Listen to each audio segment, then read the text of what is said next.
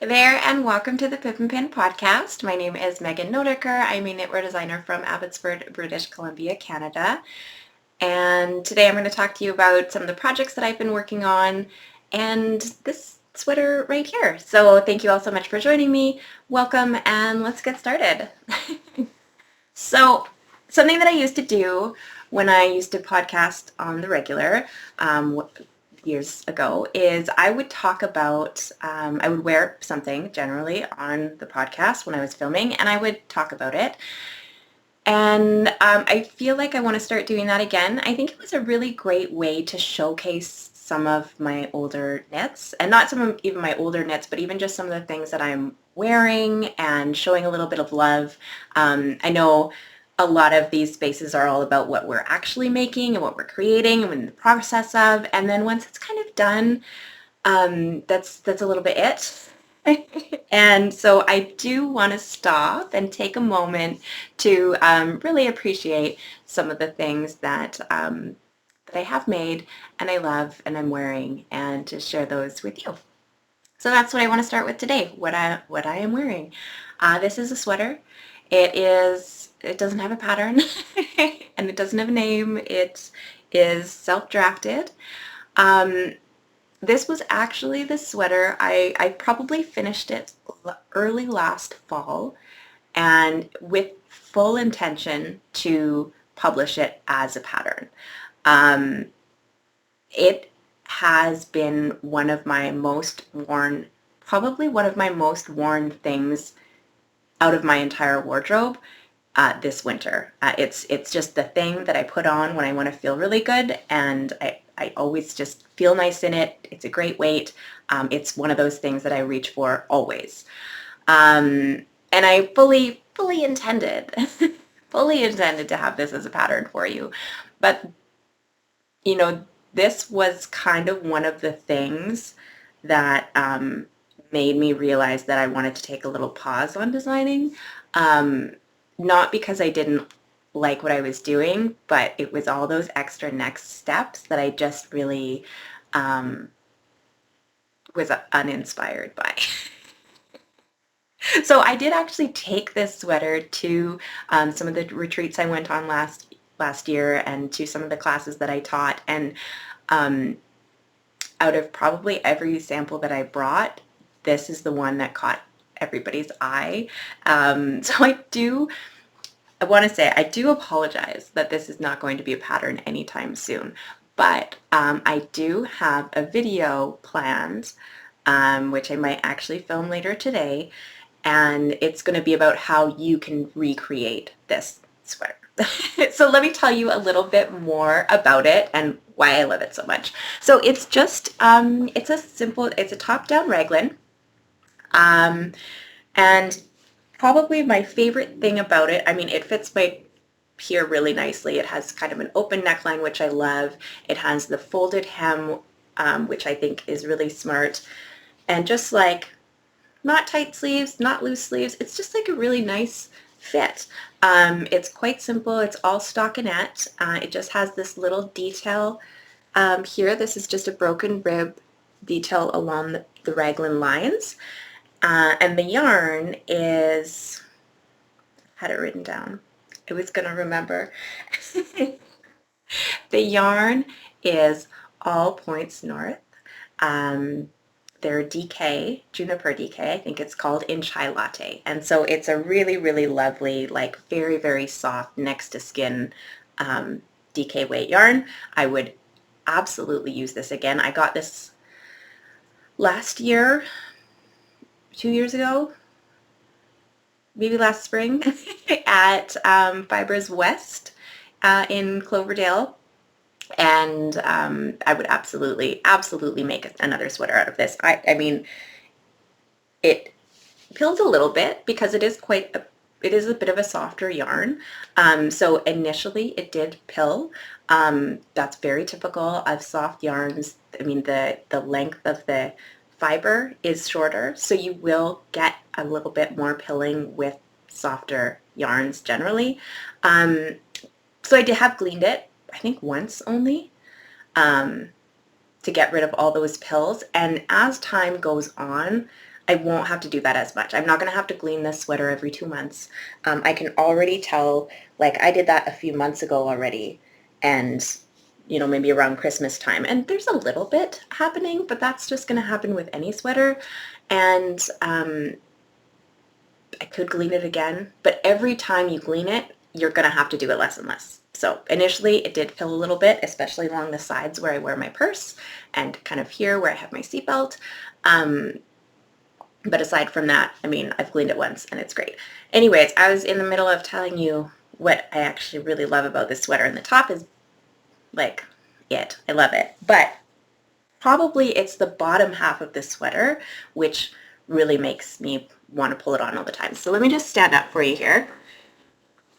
So what I did is it's not straight. I did add some A-line shaping, and you probably can't even really tell all that much, but it is a little bit roomier in the hips. So there's probably about as much ease in my bust as there is in my hips. So I kept that amount the same and just made it go out just a little bit so that it's a little bit roomier.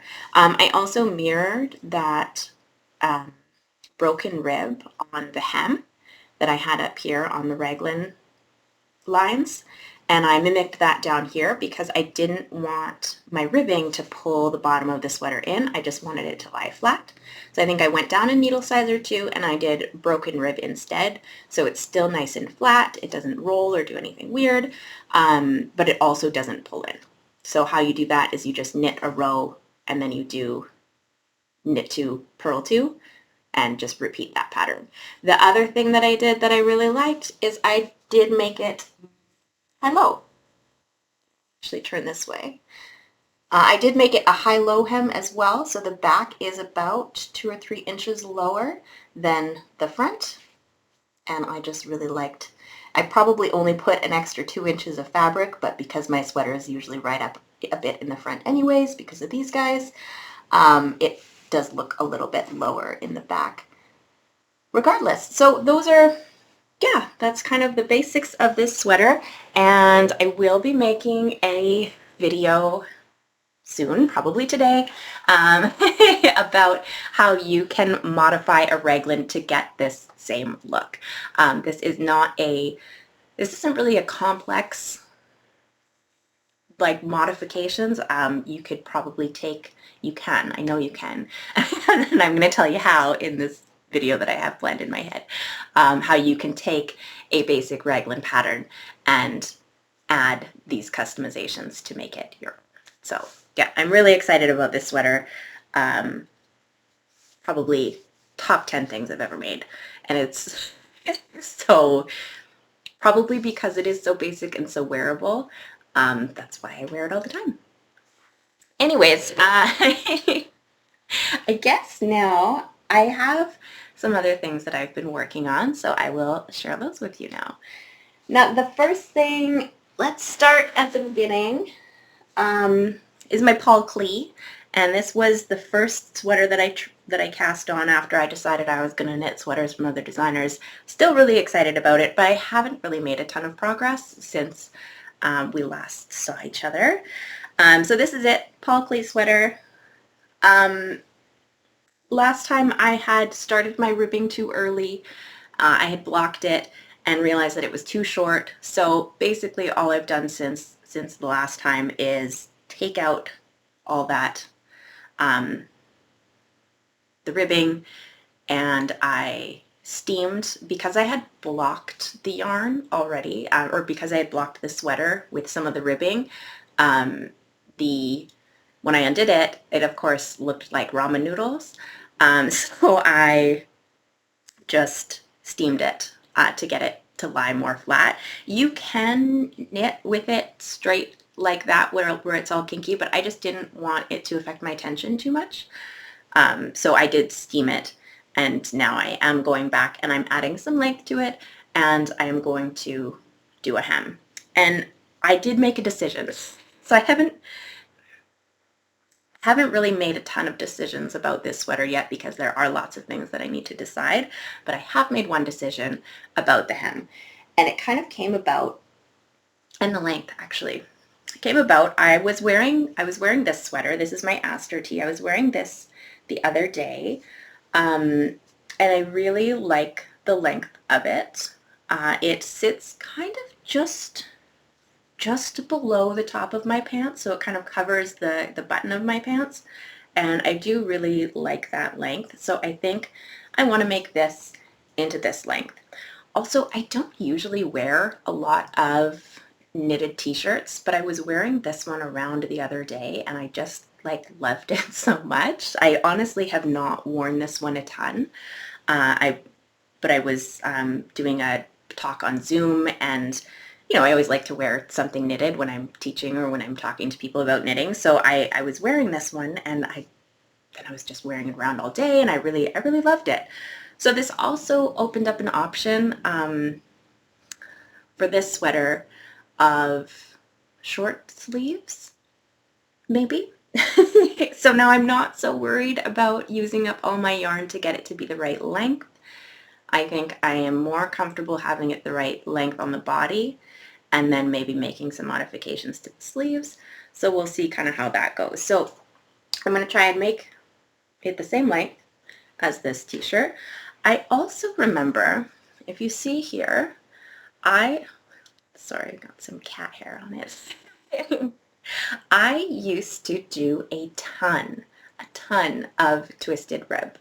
And for whatever reason, I stopped. I don't really know why, but I used to find my 1x1 rib, especially in fingering weight yarn, to be like kind of untidy, and twisted rib really just brings it together and makes it really clean looking. You can also just do like a little bit. I was kind of thinking for this of having a longer hem maybe, but after wearing this, I just really liked this hem. I liked this length and I liked this hem. So I think I'm going to use that as my inspiration and copy that to this sweater. That's something I really like to do a lot, is if I know that there's something that I like, either a length or a detail or something or whatever, I know I'm going to wear that. I know I'm going to like it, so I'm just going to do it again. But slightly different. I mean, these two sweaters are, even if they're both t-shirts, even if they're both the same length, they are going to be completely different. Even if they're both green, they are both green and have different stuff going on at the yoke, but they are two completely different sweaters, and will be at the end of the day.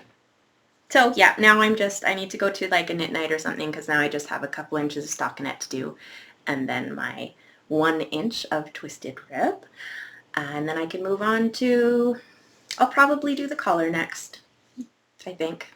Do the short rows, do the collar, and then decide what I want to do for the sleeves. All right, and the other thing that I've been working on is, I talked a lot about this last episode, and for all of the pattern's shortcomings, I've since cast it on, and the pattern itself is really great. Not for planning purposes, but the instructions are wonderful, and I've been having a really great time knitting this sweater. This is the Rosie sweater, and I've not even cast it on last time. Let me see, just look back at what oh yeah, I just told you all about things that I didn't love. So I did do my swatch, and my gauge was a little bit off on my swatch. I think it was just a little bit looser. So I did go ahead. This pattern did not have a schematic. One of the big major points against it is it did not have a schematic. So I kind of drew one myself. I kind of keep a notebook for myself, and so that I know what I'm talking about with you guys as I'm knitting things. But I did draw out a little schematic and look at a couple of sizes to see what my gauge and the stitch counts that are in the pattern, what those finished measurements are going to be. With that gauge, I realized that I was going to knit a size medium large.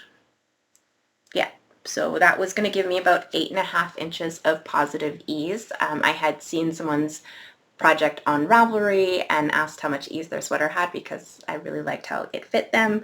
They were about 9 inches, so between the medium large and the extra large, I could choose between 8.5 inches of positive ease or 13.25 inches of positive ease, and I did not want it to be that big. So I chose the large, medium large. Cast on. Everything was going well. I probably got about, I think I had finished just about the whole yoke. Or no, I had just about gotten to the color work. That's where it was. I had just about gotten to the color work and something was off. And I could tell that it was turning out way bigger than it was supposed to. So what I did is I blocked that yoke and checked my gauge again. And instead of being 20.5 stitches over 4 inches, my gauge was actually 19 stitches over 4 inches. So that was going to make my sweater giant. So if I had stuck with my medium large, like I was already knitting, if I had stuck with that size, that was going to give me, I think, like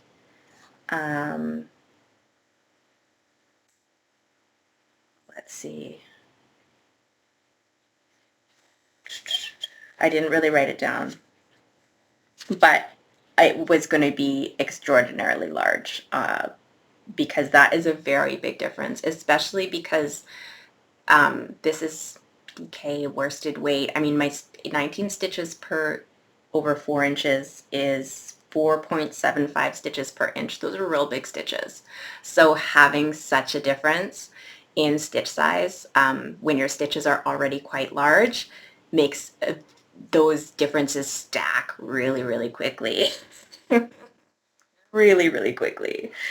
So if I had continued making the medium large with my gauge, I was going to end up with a sweater that had like 12.5 inches of positive ease, which I already knew I did not want. I didn't want, like, that's what the designer in her photos says she has 12.5 inches of positive ease, and that's great. But I didn't want it to be that big, especially because the fabric is a little bit stiffer. I did just want it to be like a little bit more pulled in.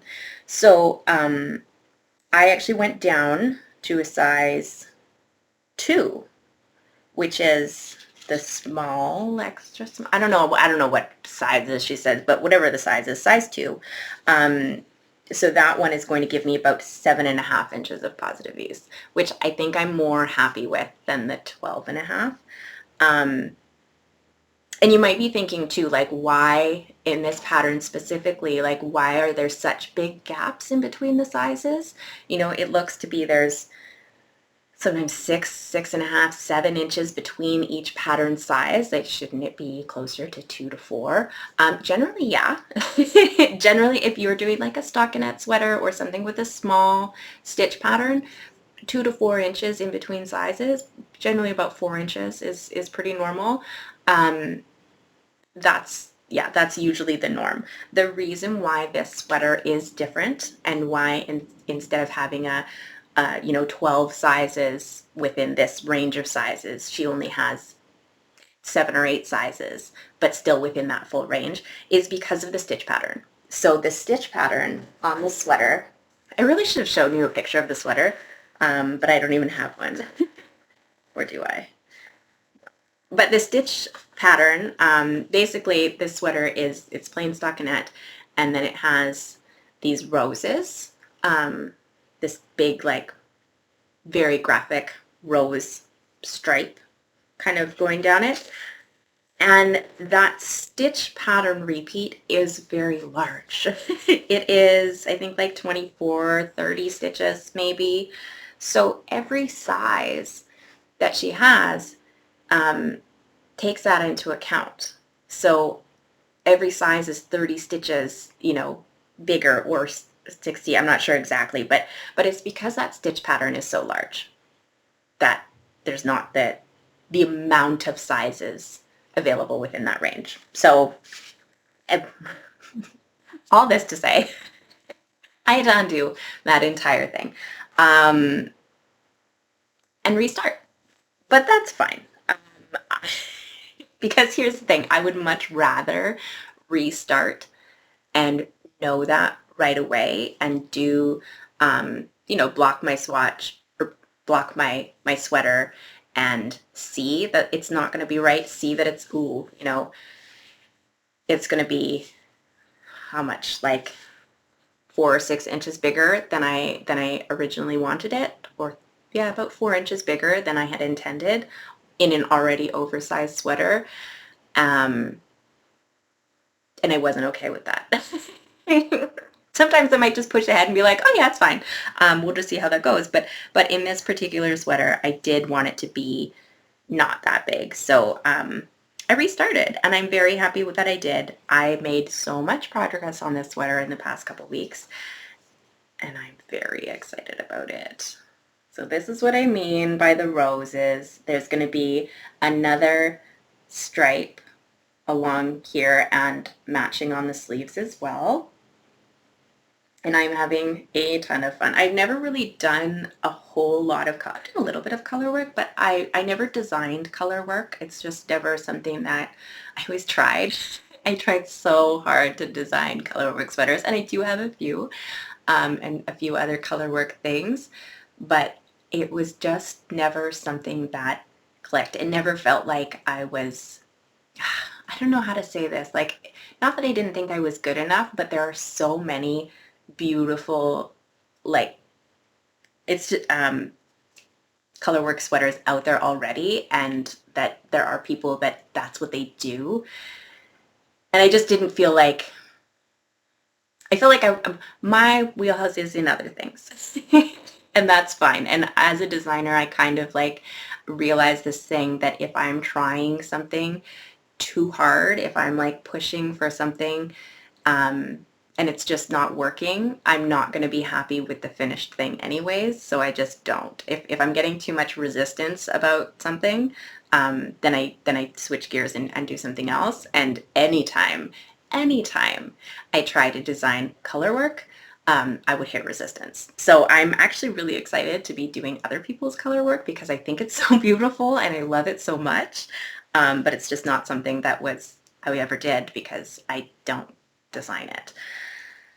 Anyways, really, really excited about this and really happy. I know we had some initial bumps with the pattern that I talked about last time. There are some things that I would change. There are some things that I would add as a tech editor as well. Something that I used to do is go through designers' patterns and make sure it has all the things that you need and is, so there was just some things that were a little bit missing. But once I got through that and figured everything out, the pattern itself is beautifully done. And there were a couple of things in particular that I really did love about it.